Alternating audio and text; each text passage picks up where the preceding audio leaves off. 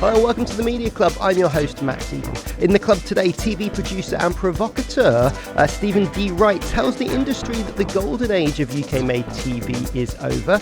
Is there anything that can be done? Well, we asked the man himself. Also on the programme, what did this year's slate of Xmas ads tell us about the industry? The editor of Campaign, Maisie McCabe, is here to give us a 2025 ad primer. All that plus ITV indulges takeover talks.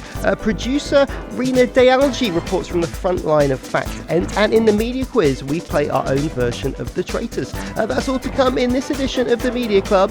Come on in.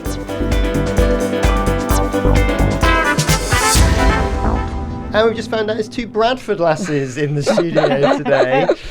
Maisie, who have you picked to be added to our club membership roles this week? So I'm going to go for Richard Brim and Martin Beverley, who are two men at Adam & Eve DDB, which is one of the most sort of successful advertising agencies of recent times. And they've announced today that they're going to step away and they're going to launch their own business, which I think is super exciting for the advertising industry and just sort of for commercial content and brands, and hopefully the kind of the content that they power.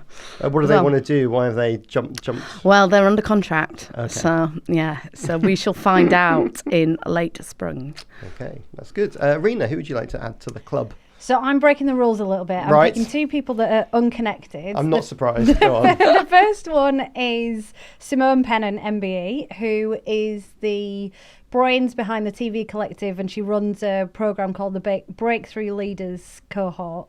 And she's really just is non-stop in her work of pushing people forward and really, really helping mid to senior level people in the TV industry really achieve their goals. So she's amazing.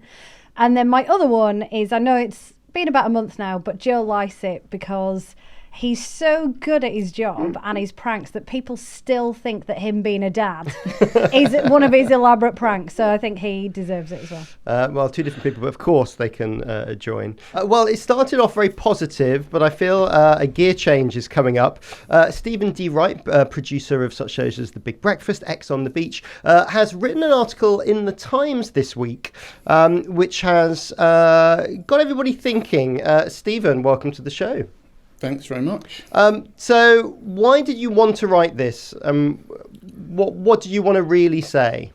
It's a story that people in the TV industry and the media world sort of have known is coming for a long time.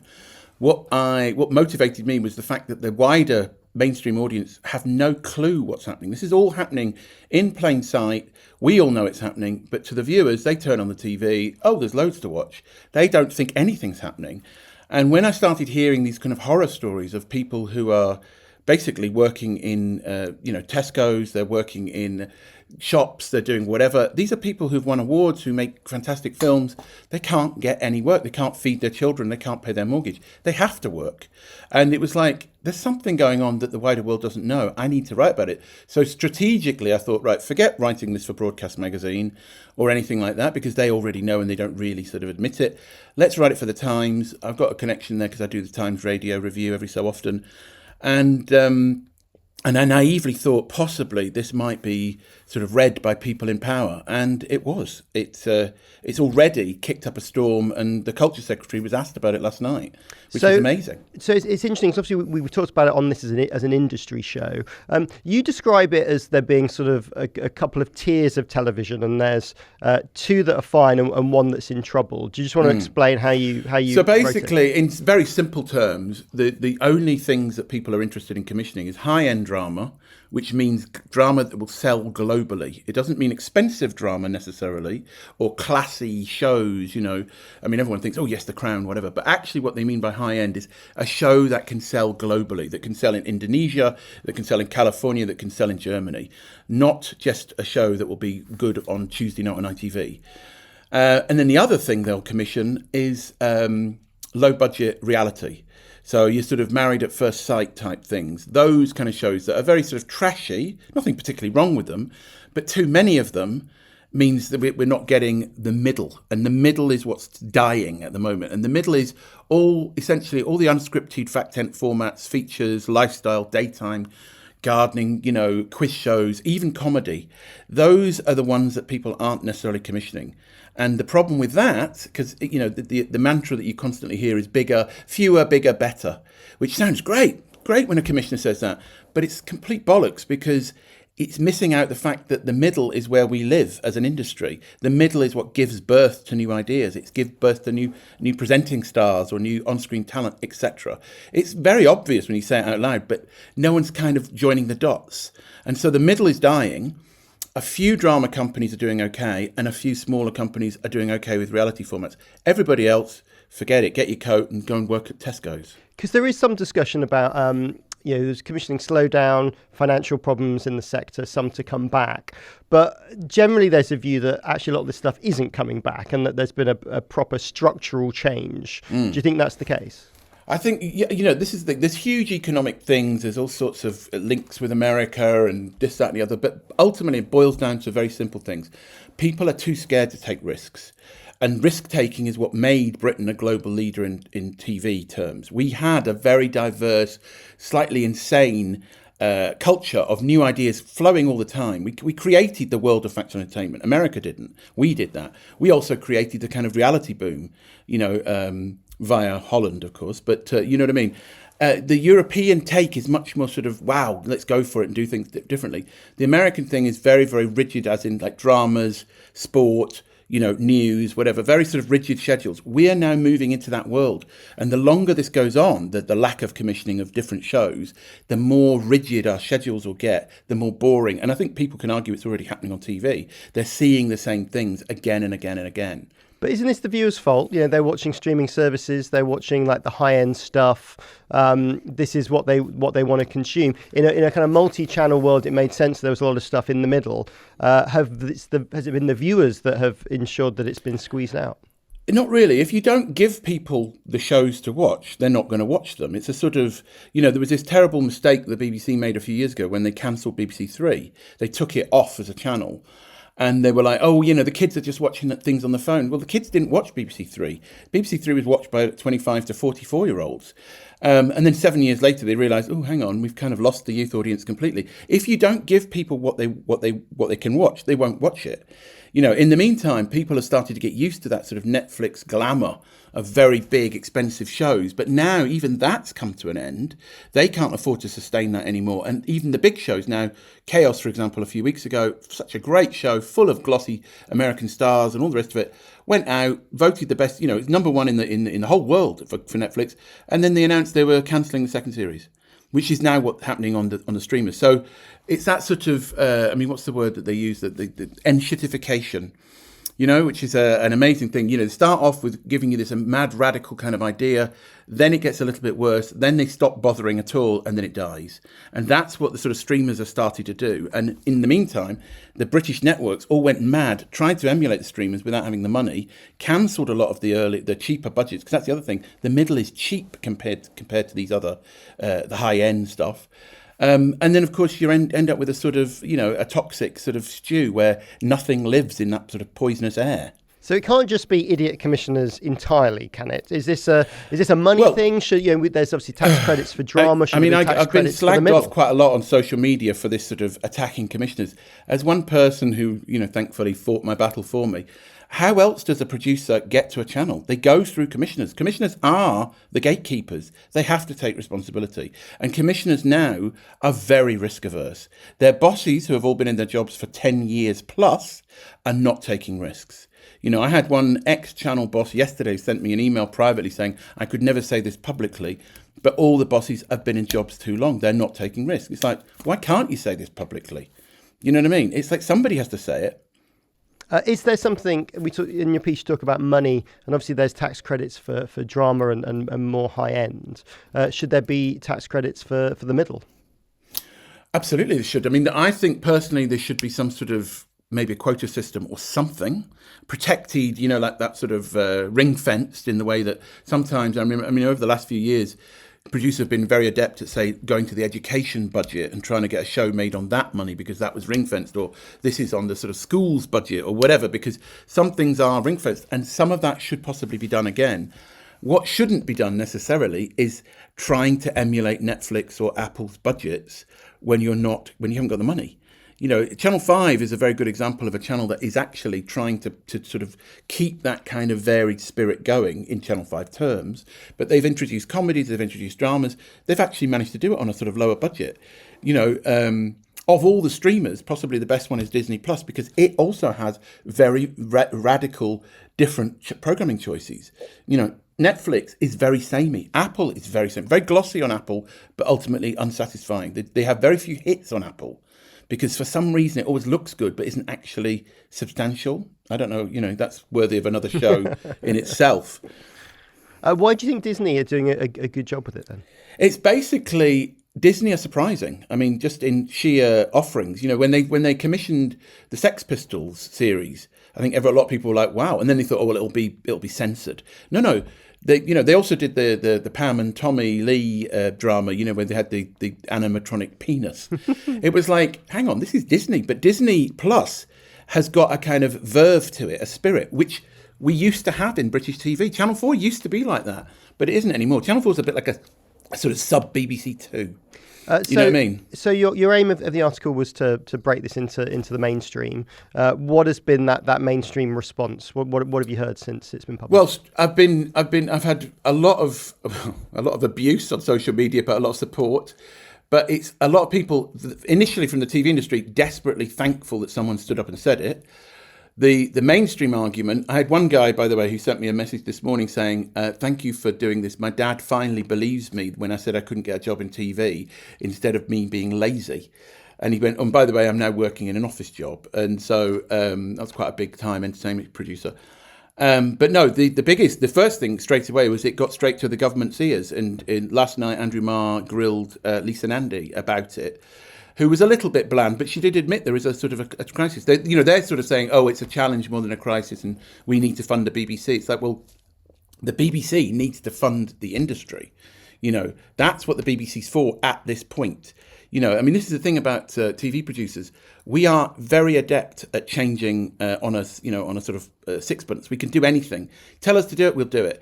It's not the TV producer's fault that the market's changing. It's the fact that the market has stopped buying when it still can. This isn't a fight, you know, a sort of terminal disease that if you come up with a factual entertainment show, it could still be a major hit. It could still run for years. It could still, you know, get the audience, but the channels now won't even take the risk of talking about it. Steven D Wright, thank you very much. Rina, what do you think about that then? I mean, I completely agree with Steven. I think he's brilliant, what he was saying. I reckon I've sent my CV to him at one point as well. But I saw this article and it popped up all over Instagram the other day when it came out. And I mean, it's not a surprise for us. I mean, we've talked about this. Obviously, it's the active decision about from freelancers. Yeah, and so loads of my freelancer mates all posted it, and it was just the figure that 68% of freelancers are still unemployed, which is crazy. And like even this year, I've had my biggest chunk of unemployment for 5 months in my 20-year plus career. And it's just not getting any better. And you see things at the Edinburgh TV Festival and you see all these things and all these, you know, glitzy awards things and stuff. But it's just a mask. And there is a real crisis. And even just today, one of my producers, who's fantastic and amazing, went for a meeting for a different kind of job because they're just unsure and uncertain. And they've got children and mortgages. And as well, you know, even though Steven says, oh, as producers, yes, we are adept, we can change, we can do anything. But actually, when you then do your CV and you go, right, well, I can make things like, I don't know, have a sheep on shoots and do something funny like that happen. But how do I put that into like a normal job application? Do you think he's right with this thought about in the middle and these 100%. Yeah. Because now basically any commissioner that you're talking to or any idea, they basically turn around and say, well, it needs to be a global hit. It needs to be like Squid Game, that's going to go everywhere and live on a streamer and have that big buzz around it. Or it is like the kind of low-level reality TV. And essentially I've been told by channels as well that, and by commissioners, that that's all they're going for. That is it. And even things like comedy and stuff, that will be pushed into the reality bracket Right. And that's the way they're going, and that's the only thing they're looking for. Maisie, do you think advertisers are aware of their impact in all of this as well? Or do they just sort of listen to what the channels are saying, and as long as there's some impacts, they don't really care that much? Well, no, I mean, I think one of the things, this is really interesting for me. Obviously, I come from more of a commercial perspective, but I've had this inkling over the course of this year about particularly, say, ITV and Channel 4, who don't have the subscription revenues like Sky. They're kind of, have they innovated enough in the last decade in order to get to where they need to be for the future? And I think this feels like it's almost, unfortunately, reinforces my hypothesis, because I feel like this is the net result of the broadcasters realising that their revenue streams are compromised, and also, potentially not going to come back. And, you've got a situation where the vast majority, I think ITV's ad revenue, about 85% of ad revenue is still linear. Channel 4's, more like 70%. But still, these are, if we're talking about being a digital first streamer in 10 years, you need to be moving very quickly. And I'm just not sure the business model is there to fund premium video in the same way, like just by advertising. So it's fascinating. It's scary. I hope there's an answer. Yeah, Rina, who do you want to pitch to? Obviously, anybody. But is there a broadcaster or a streamer where you think actually they know what they're doing? It was interesting hearing about Disney Plus. Yeah, you should look them up. Yeah, I should. Well, it's notoriously difficult to even get into a streamer unless they know you and they've worked with you, and then you're backed by 15 people. You can't even get a job and you're not listed in there. Yeah. So, Netflix is always the dream. Oh, you're working on a Netflix show. But when then you actually speak to people they're like, oh gosh, it's the worst thing ever. And then because you've got the decisions with the Americans and the UK. So it sounds like they're kind of sorting out how they run things as well. And it's all just being, at the minute it's a bit of a muddle. But hopefully it should sort out. I'd like to see more things on Prime, I think. They're doing very well with Clarkson's Farm, which again should have been on a terrestrial TV channel. But it isn't. It's a beautiful mass market hit. No matter what you think of the man. Yeah. The show is a brilliantly accessible watch. Yeah, no, it is. And it's a shame, because a lot of things that are on streamers would have 100% been on Channel 4 before, or been on, BBC Two, the kind of the home of the edgy, the risk takers and stuff. And now there isn't any of that. And I went in for a job a couple of years ago somewhere, and I stormed in, and you'll know because you're a Northern woman as well. I stormed in and went, well, why are you doing this? And why is there nothing new? And, it used to be edgy and risky and all of this, and there's nothing. And now you're on series 20 of something that was funny 15 years ago. I didn't get the job, but I was right. When we talk about streamers and broadcasters, ITV's been in the news this week, and its stock is up, but due to a report from Sky News suggesting there are a few potential suitors looking at acquiring the broadcaster. Oddly, the 7% rise is pretty helpful for ITV at the moment. Maisie, who are the suitors? Who's come out the woodwork? Well, it's interesting. It looks like ITV might be broken up again. Obviously, its sort of constituent parts were famous in Rivals recently. But looks like one of the European broadcasters might buy up the broadcasting business, and then you'll find the studios business being bought by venture capitalists. So the VC firms are kind of in this space, aren't they, already? All Three Media was acquired by Redbird. They're potentially in this area too. Rina, the studios business is a very successful one, and you could see why lots of people would be after it. Yeah, it is hugely successful. But actually, weirdly, I didn't know they made Rivals until I started looking into it. So it is hugely successful, and I've read that if they do sell and they do go down this route, it will actually make them one of the biggest global production houses kind of in the world, I think. Which is quite scary to think, because they're just based in White City up the road. But I think, on one hand, I kind of think it could be a great thing, and obviously it's a really good thing for the business, and it saves it and will give us those big global hits around. Another part of me thinks, lots of companies are just being swallowed up at the minute, and they're just becoming these huge powerhouses. But then again, they're just losing their slight kind of independence, I feel. And this is how we'll just end up with same content. Well, Maisie, you're sort of saying there, the whole big future of ITV was to build up studios. Yeah. It's slightly odd to go back to just being a broadcaster. Maybe part of a larger international group. Yeah, it makes me nervous, to be honest, because at a time when, I think commercial telly is a important thing. It's an important thing to continue. There's the sorts of shows when commissioned and done by commercial TV, quite different to the BBC. And obviously it gives it gives advertisers a really premium audience in which to appear. I mean, the advertisers do care what content they appear in.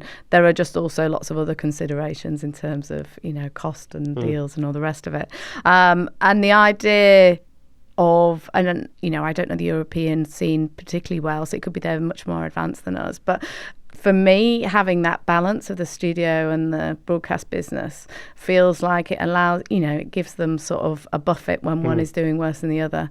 In one of the recent results, it was actually the ad revenue that had compensated for the studio revenue, and it's quite nice that it was that way around for a change. But it makes me nervous, and you sort of think, I know that there's obviously scale is important, but I think having that balance and having it as a British company, I think is a valuable thing. If that doesn't make me sound too keep it at home. Nationalist. Nationalist. Too nationalist. When I read about this story, though, I instantly, when it said, shares have rocketed, I was like, yes, I'm sure I've got some shares. So I had a look, but I'd binned them off because they'd been so rubbish for years.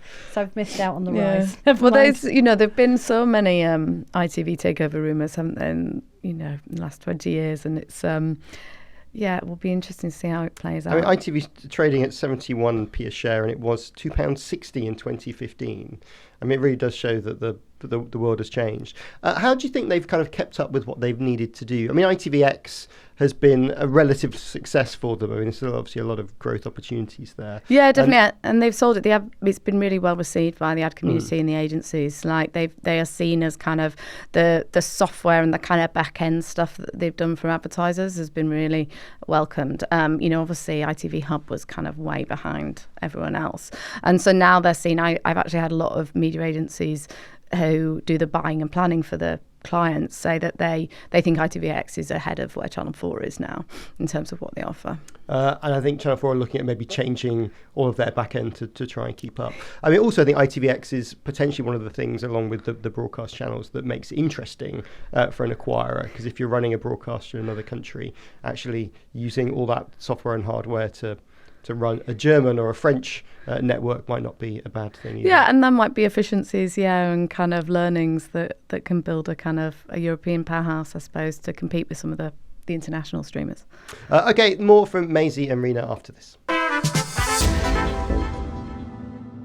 Here at the Media Club, we love bringing on great guests each week to dive into the most gripping stories in the media, but assembling such a star-studded lineup isn't always easy, especially with guests travelling from all over the country. That's why we love recording at Podshop. Their Shoreditch studio is perfectly located, just an 8-minute stroll from Liverpool Street Station, making it super convenient for us and our guests. If you're searching for the perfect place to host your next podcast, Podshop makes it easy to create high-quality shows without the hassle. And right now, you can get 25% off your first booking at Podshop Studios, where we record every week, just by using the code Media Club when you book at podshoponline.co.uk. That's Media Club when you book online at podshoponline.co.uk.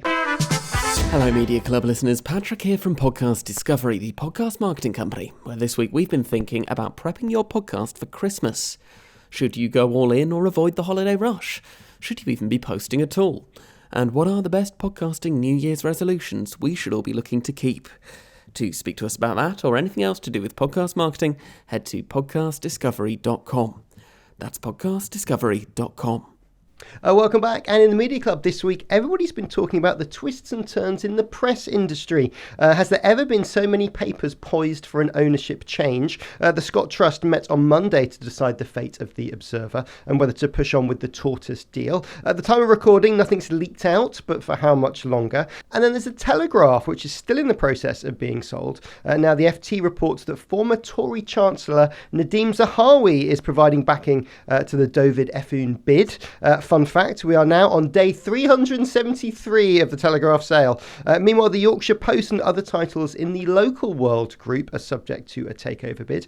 Media Concierge owns a number of Irish titles and used to run the ad sales for Local World before being dismissed earlier this year. So they're interested, who saw that one coming. But now let's head back into advertising. It is the season.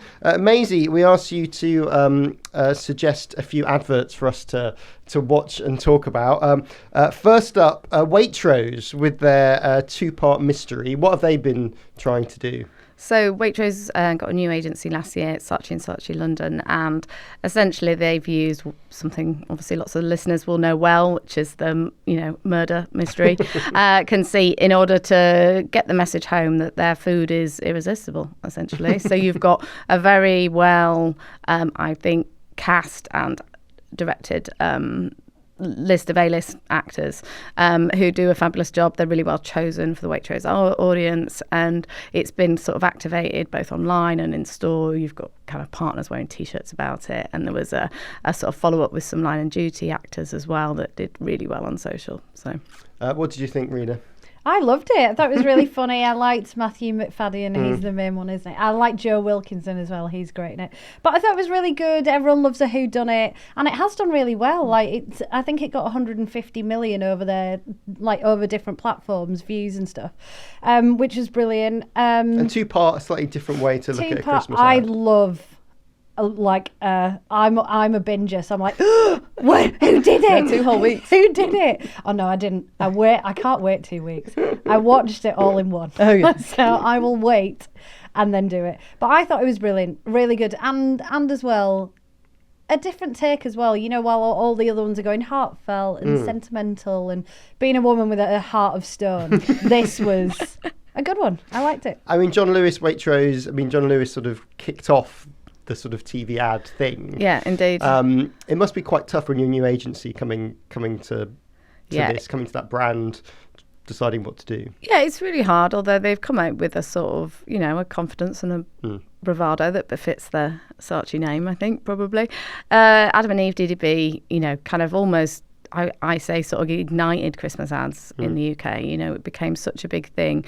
The ad that came out, so Buster the Boxer, which was the jumping dog, had 28 million views on YouTube when it came out in the first 24 hours in 2016. So we're down a bit from that. There's lots of expectations, but the relationship with Adam and Eve had got to a stage where, it was time for a change, I think. And, it's an opportunity to build a new part of history, I suppose, for the company.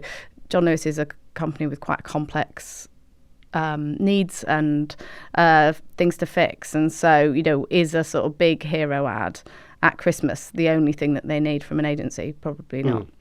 Right, number 2, Disney. It's quite hard to choose, by the way. Yes, well, Disney sort of upped the stakes for their traditional kind of Make-A-Wish advert this year. Why did you like this one? What do you think about it? So this is an Adam and Eve ad, the Adam and Eve DDB, and it is, it's a little bit kind of saccharine, but it's the story of a boy who gets an octopus stuck on his head.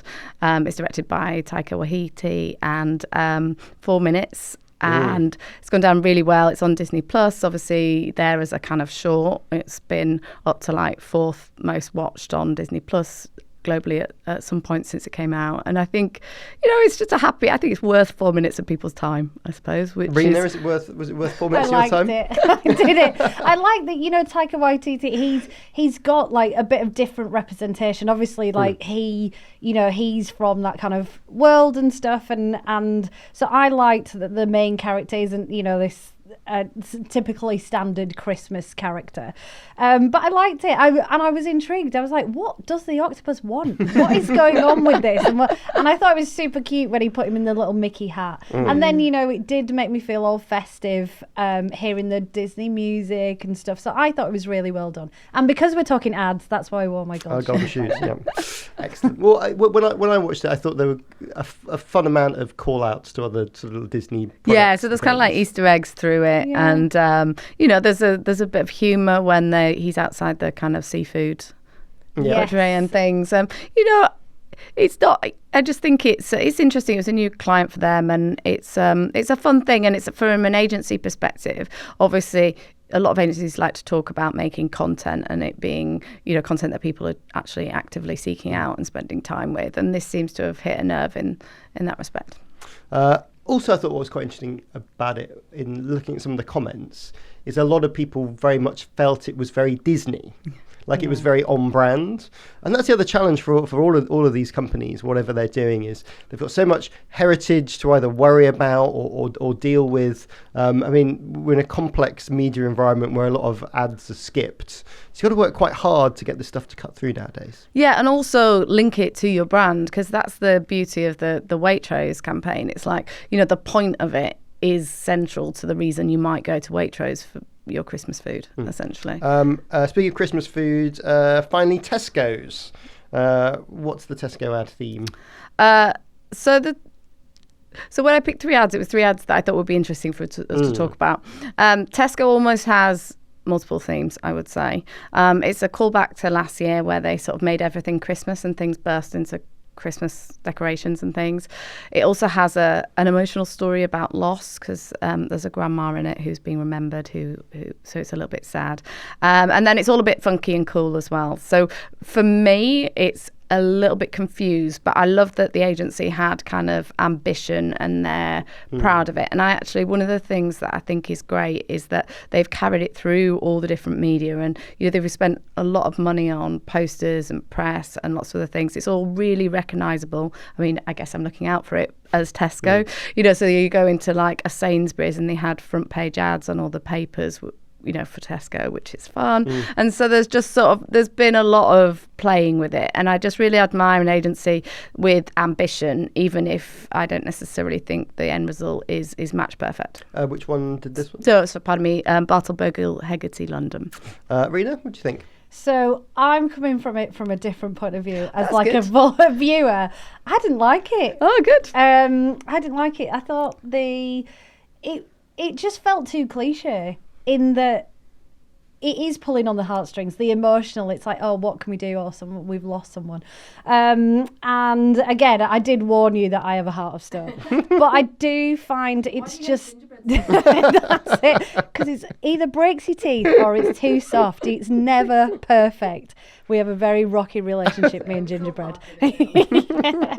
But I don't know. I just felt it was just a bit too much, and I just didn't really like it.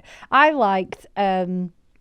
she's become like the unofficial queen of Christmas. But I love that Christmas basically starts now with Mariah Carey's advert of her screeching "It's time" and then it's Christmas. That's the only one for me. That's the one I've looked out at. Well, we'll link to all those ads on the mediaclub.com post, and I'd love to know what you think about it too. If you go to that post, leave a comment and we'll see what people say.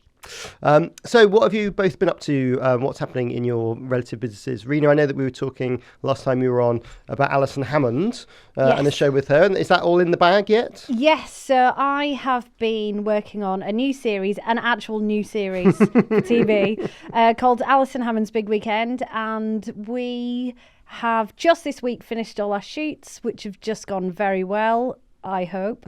And now we're in the edit, and hopefully should be going out sometime next year.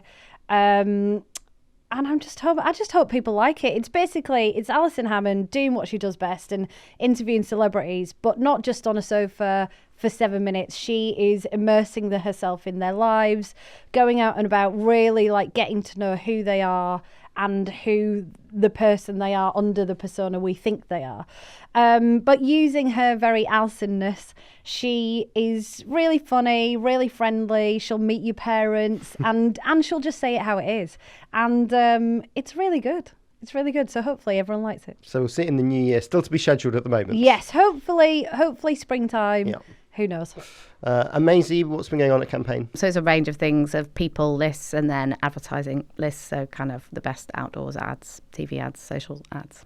And you get them all at the Campaign website. You can get them all at campaignlive.co.uk. Okay, time for the quiz. Let's see how much you've been paying attention to this week's media news. This week it's entitled The Real Traitors.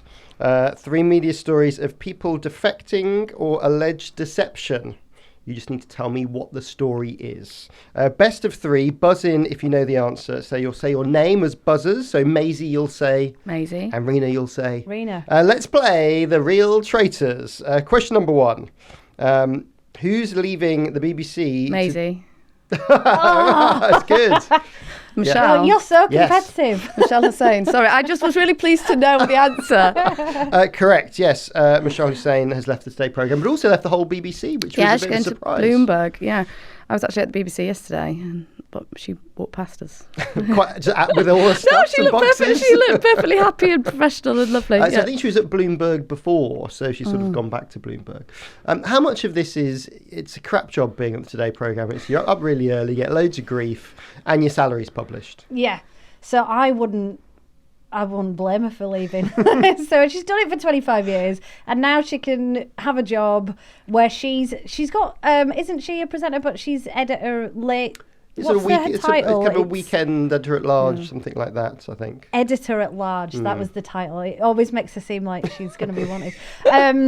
But yeah, I think it's a good move for her. Well done. I know there's lots of talk about how how terrible it is the BBC couldn't find a place for her, which might be true because I didn't ask her.